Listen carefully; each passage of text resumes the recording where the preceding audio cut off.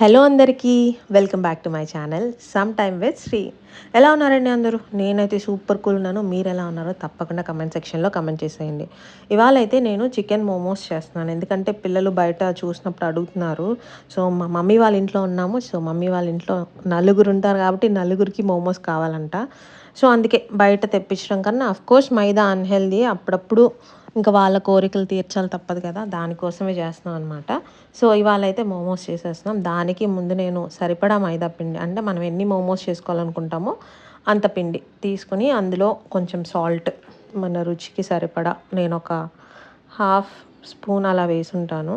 So అది కలుపుకున్న తర్వాత సాల్ట్ బాగా మిక్స్ అయ్యాక వాటర్ యాడ్ చేసుకొని మనం చపాతీ పిండి అయితే ఎలా కలుపుకుంటామో అదే విధంగా కలుపుకోవాలి. కానీ కొంచెం కలుపుకోండి. ఆ తర్వాత కొద్దిగా ఆయిల్ వేసుకొని కలుపుకోండి. కొద్దిగా ఇది స్టిక్కీగా ఉంటుంది గోధుమ పిండి కన్నా కదా, దానివల్ల కొంచెం టైం పడుతుంది ఇది చక్కగా పిండి అవ్వాలి అంటే. మొత్తానికి నేనైతే ఇలా కలుపుతున్నాను. ఇంతకీ మీలో ఎవరైనా నా ఛానల్ ఫస్ట్ టైం చూస్తుంటే కనుక తప్పకుండా నా ఛానల్ సబ్స్క్రైబ్ చేసుకోండి. అండ్ మీకు ఈ వీడియో నచ్చితే లైక్ చేయండి, మీ ఫ్రెండ్స్ అండ్ ఫ్యామిలీతో షేర్ చేయండి. అండ్ సబ్స్క్రైబ్ చేసుకోని వాళ్ళు మరొకసారి సబ్స్క్రైబ్ చేసుకోమని అడుగుతున్నాను.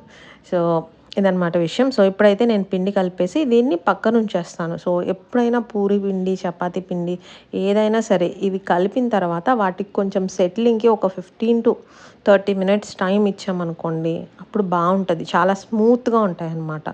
అండ్ నీడింగ్ కూడా చాలా ఇంపార్టెంట్. ఇట్లా ఫోల్డ్ చేస్తూ నీడ్ చేసుకోవాలి. ఇప్పుడు లోపల స్టఫింగ్ కోసం వచ్చేద్దాం. ముందే నేను చికెన్ కడిగి కొంచెం సాల్ట్ వేసి ఆ వాటర్లో నానబెట్టాను.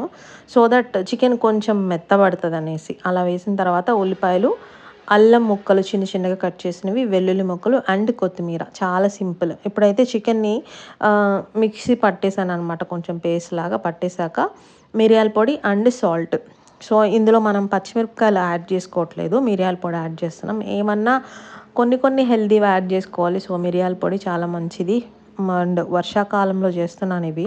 సో దానివల్ల నేను కొంచెం ఏమంటారు మిరియాల పొడి అవి వేసానమాట. అండ్ అల్లం తరుగు, ఉల్లిపాయలు సన్నగా కట్ చేసుకోండి, అన్నీ బాగుంటుంది. అండ్ వెల్లుల్లి తరుగు ఇవన్నీ సన్నగా కట్ చేసుకోవాలి. ఇప్పుడు కొత్తిమీర కూడా యాడ్ చేసేసాను. మన టేస్ట్ అనేది ఓన్లీ ఉప్పు, కారం మీదే ఆధారపడి ఉంటుంది. ఇంకా ఉల్లిపాయలు ఇవన్నీ మినిమల్గా వేసుకుంటే సరిపోతుంది. అంతకుమించి ఏముండదు ఏ రెసిపీలో అయినా. సో ఇప్పుడైతే దీన్ని బాగా కలిపేసుకోవాలి. ఇది బాగా కలిపిన తర్వాత ఇది కొంచెం సేపు మళ్ళీ మ్యారినేట్ అవ్వాలి. ఇది అయిపోయేలోపు మనకి ఈ పిండి మ్యారినేట్ అయిపోయి ఉంటుంది కదా, దాంతో చిన్న చపాతీలా చేసుకొని ఒకదానిపైన ఒకటి పెట్టుకున్నాను. సో పెట్టుకునేటప్పుడు పౌడర్ బాగా వేసి పెట్టుకోండి. సో దట్ స్టిక్ అవ్వవు. మైదా పిండి కదా, బాగా తొందరగా స్టిక్ అయిపోతాయి అన్నమాట. అందుకే కొంచెం పౌడర్ చల్లేసి ఒకదానిపైన ఒకటి పెట్టి సెట్ చేసుకోండి. లేదా ఇది ఈనాడు బుక్ అలా ఉంటాయి కదా, వాటిల్లో అయితే ఒక్కొక్క పేజ్లో ఒక్కొక్కటి పెట్టుకోవచ్చు. అది ఇంకా బాగా ఈజీగా ఉంటుంది. బట్ దాంతో కిరోసిన్ కెమికల్స్ వేసి ప్రింటింగ్ చేస్తారనేసి నేను అసలు అవేనే ప్రిఫర్ చేయను. వైట్ నోట్స్ ఉంటే, అంటే పిల్లలు రాసేసింది, అది కూడా వాడుకోవచ్చు మీరు నోట్బుక్లో. సో ఇప్పుడైతే స్టఫింగ్ చేసేద్దాం. నేనేం ప్రో కాదు మోమోస్ చేయడంలో, బట్ టేస్ట్ మాత్రం సూపర్గా ఉంటుంది. నాకు ఏమంటారు ఫోల్డింగ్ పెద్దగా ఈజీగా అనిపించదు. దానివల్ల నేను నాకు వచ్చిన మెథడ్లో చేస్తున్నాను. సో చూడండి, ఇలా నేను ఫోల్డ్ చేసేసాను అనమాట. సో ఇలా ఫోల్డ్ చేసుకొని పైన ఎక్సెస్ ఉన్న పిండి తీసేసుకోండి, లేదా లోపలికి ఫోల్డ్ చేసేసుకోండి. మనం పల్చగా చేసుకుంటే మరి అది ఏమంటారు ఓపెన్ అయిపోతాయి అన్నమాట. సో పల్చగా చేసుకోకుండా కొద్దిగా మీడియంగా ఉండాలి చపాతీ అనేది.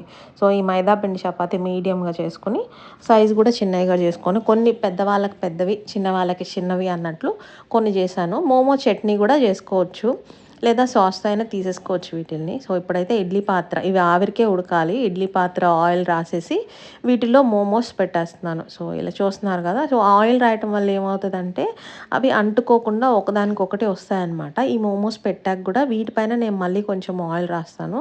సో దట్ అంటుకుపోవడం అనే ఇదే ఉండదన్నమాట, బాగా వస్తుంది. సో చూస్తున్నారు కదా, ఇలా ఇవి పెద్ద సైజువి. ఆ తర్వాత ఇప్పుడు చిన్న సైజు పెడుతున్నాను చూడండి. ఆయిల్ రాసేసి చిన్న సైజు పెడతాను. అండ్ ఇంకా ఏమైనా టిప్స్, టెక్నిక్స్ ఏమైనా ఉన్నాయంటే వీటిని ఫ్రై కూడా చేసుకోవచ్చు. సో చెప్పా కదా, మరీ పల్చగా ఉంటే ఇబ్బంది. పల్చగా చేసుకోకుండా మీడియం ఫ్లేమ్లో పెట్టుకొని ఫ్రై చేసుకుంటే ఫ్రైడ్ మోమోస్ అయిపోతాయి. ఈజీ కదా. ఫ్రైడ్ మోమోస్ తినాలనుకున్న ఫ్రైడ్, స్టీమ్డ్ మోమోస్ తినాలనుకున్న వాళ్ళు స్టీమ్డ్ తినేయచ్చు. ఇవి చిన్నవి పెడతాను. సో మొత్తానికి ఇవి పెట్టేశాక లో ఫ్లేమ్లో ఒక 10 మినిట్స్, ఆ తర్వాత మీడియం ఫ్లేమ్‌లో ఒక 15 మినిట్స్ వరకు పెడితేనే చికెన్ అనేది మగ్గుతుంది. చికెన్ మగ్గాలి, మెయిన్ ఇంపార్టెంట్ అదే గదా మనకి.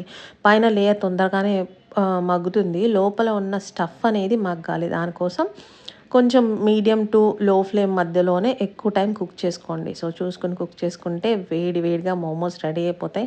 హెల్తీ అండ్ టేస్టీ స్నాక్ ఇంట్లోనే చేసుకోవచ్చు. చూసారు కదా ఎలా వచ్చినాయో. ఇదనమాట ఇవాల్టి వీడియో. ఈ వీడియో మీకు నచ్చితే తప్పకుండా లైక్ చేయండి, షేర్ చేయండి అండ్ సబ్స్క్రైబ్ చేసుకోండి. Thank you so much for watching this video. Bye.